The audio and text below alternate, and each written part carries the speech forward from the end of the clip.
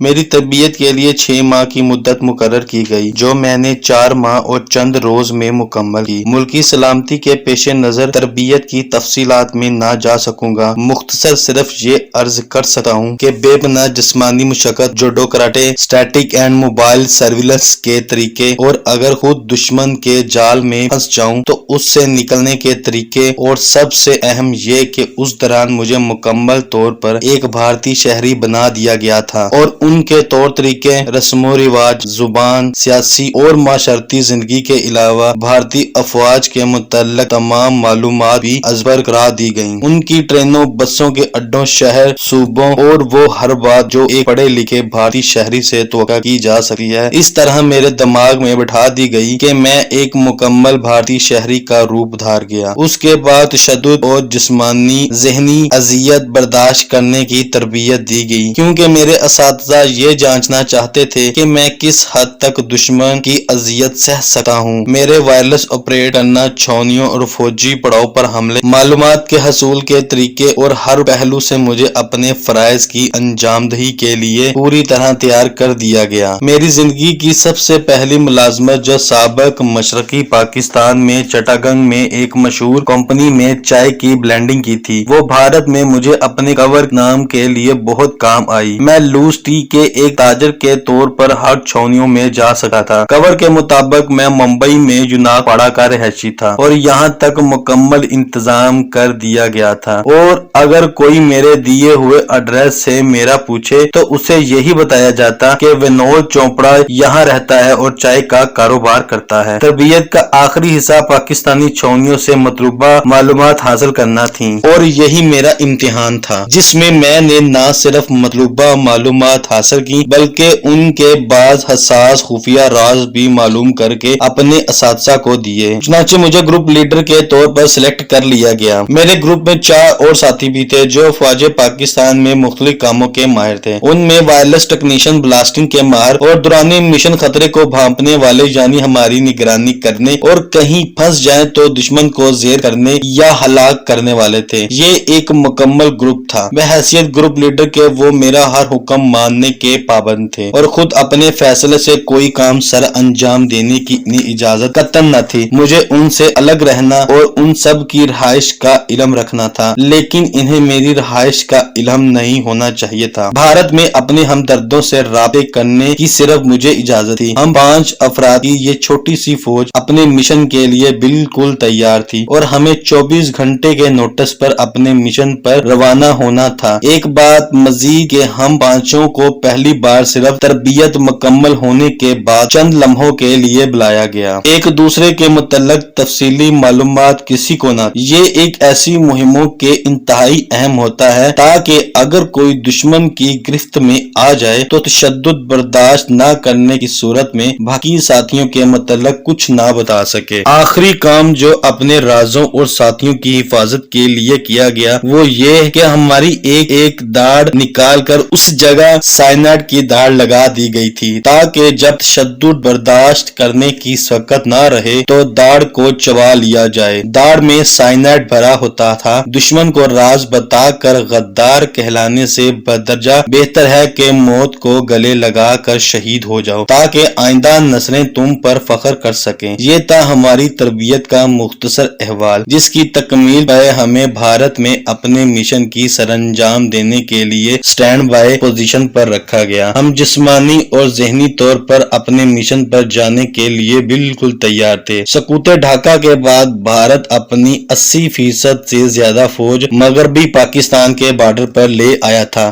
Intelligence report سے معلوم ہوا تھا کہ سابق مشرقی پاکستان کے بعد بھارت پاکستان کے اس مشکل دور سے فائدہ اٹھا کر مغربی پاکستان کو بھی نگل جانا چاہتا ہے۔ بھارت کو اپنی فوج سے زیادہ اس وقت روس سے کیے گئے دفاعی معاہدے پر بہت غرور اور بھروسہ تھا، جس کے تحت بھارت پر حملہ روس پر حملہ سمجھا جاتا تھا۔ پاکستانی فوج نے اس دوران جنگ میں اسی بھارتی روسی معاہدے کی وجہ سے محض دفاعی جنگ لڑی تھی، اور بھارت کو اسی وجہ سے موقع مل گیا تھا کہ وہ مغربی پاکستان کے دفاعی لحاظ سے کمزور پوائنٹس پر بھرپور حملہ کر کے پاکستانی حدود میں داخل ہو جائے۔ چنانچہ جنگ بندی کے وقت مغربی پاکستان کا 5000 مربع میل کا علاقہ بھارت کے قبضے میں جا چکا تھا۔ افواج پاکستان ہی نہیں بلکہ پوری قوم مایوسی کا شکار تھی۔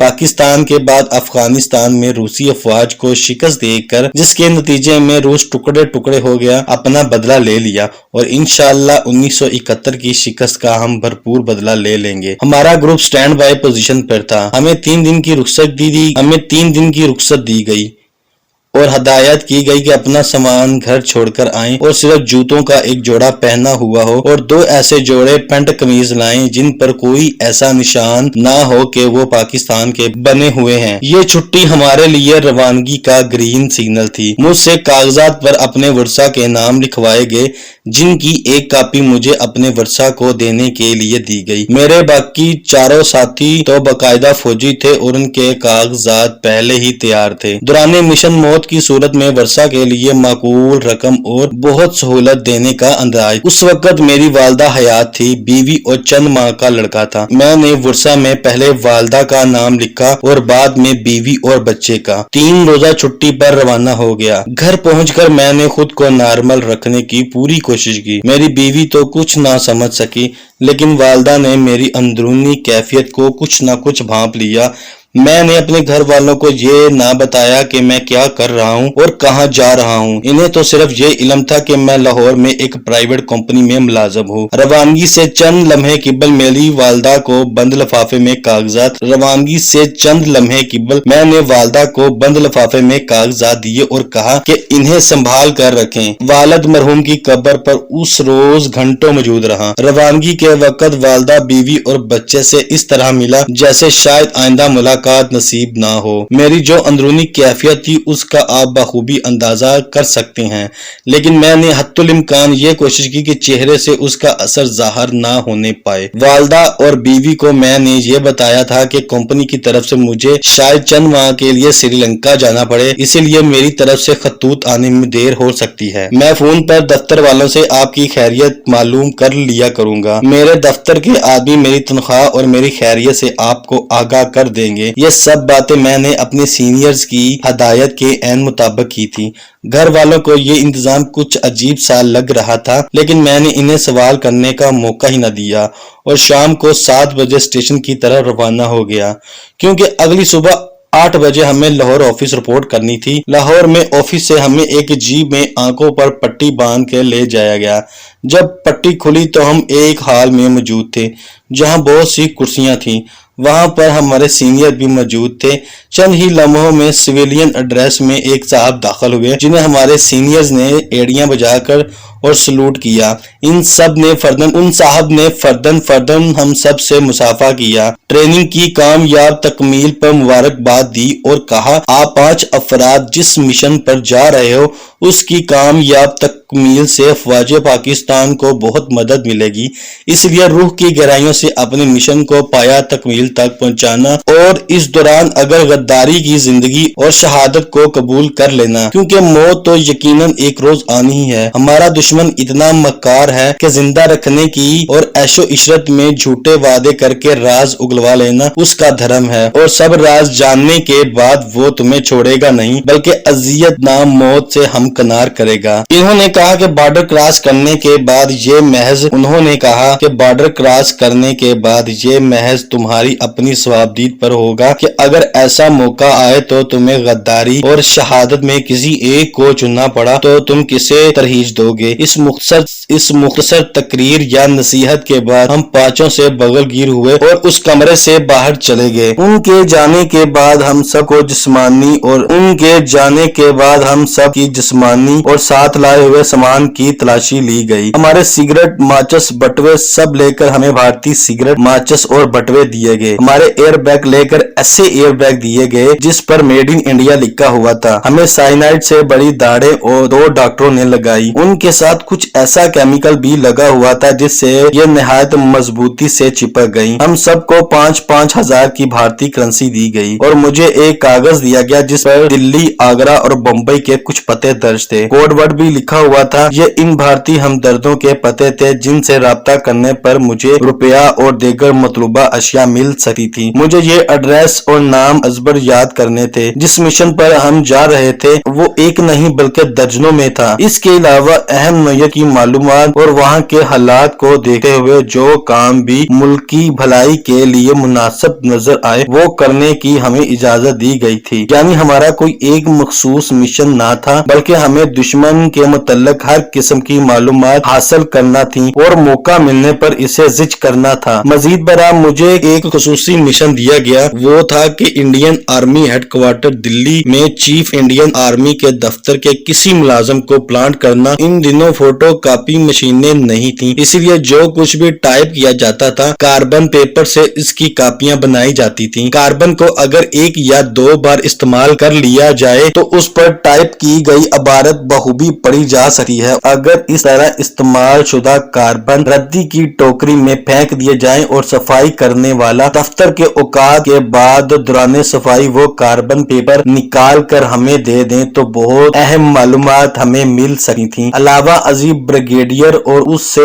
ऊपर के ओहदेदार तहफ्फुज के लिए रफ पैड पर जो कुछ भी लिखते थे उससे अगला सफा जाया कर देते थे ताकि कलम के जोर पर तहरीर के नकूश जो खाली सफे पर आ जाते हैं वो किसी के हाथ ना लग जाएं। ये बड़े रैंक के अफसरान खाली सफे के सिर्फ 2 या 3 टुकड़े करके रद्दी की टोकरी में फेंक देते थे और वो रद्दी की टोकरियां हमारे लिए किसी खजाने से कम ना। मेरी खसूसी मिशन पर chief of army staff, typist और दफ्तर के दूसरे टाइपिस्ट क्लर्कों और सफाई करने वालों को दामे दरमे या किसी जायज या नाजायज तरीके से प्लांट करने और मतलूबा कार्बन फटे हुए सादा कागज हासिल करना था। जब एक बार कोई ये काम कर बैठा तो फिर आइंदा उससे मुकम्मल मालूमात हासिल करना मुश्किल ना था। मुमकिन है कुछ कारीन मेरी इस नाजायज तरीके से इत्तफाक ना करती हूँ, लेकिन दुश्मन से क्लासिफाइड मालूमात हासिल करने के लिए हर हरबा आजमाया जाता है। तश्तरी में रखकर कोई ऐसी मालूमात हमें नहीं देता। भारत और पाकिस्तान में इस वक्त हसास महकमों में राज ये था कि जासूस को शक्ल और जिस्मानी लिहाज से ऐसा होना चाहिए जरूरत पड़ने पर वो 100 अफराद में भी गुम हो सके। उस दौर में दोनों मुमालिक के जासूस फकीर, मजजूब, मलंग या बिल्कुल निचले दर्जे का काम करने वाले का रूप धार कर दुश्मन मुल्क में काम करते थे।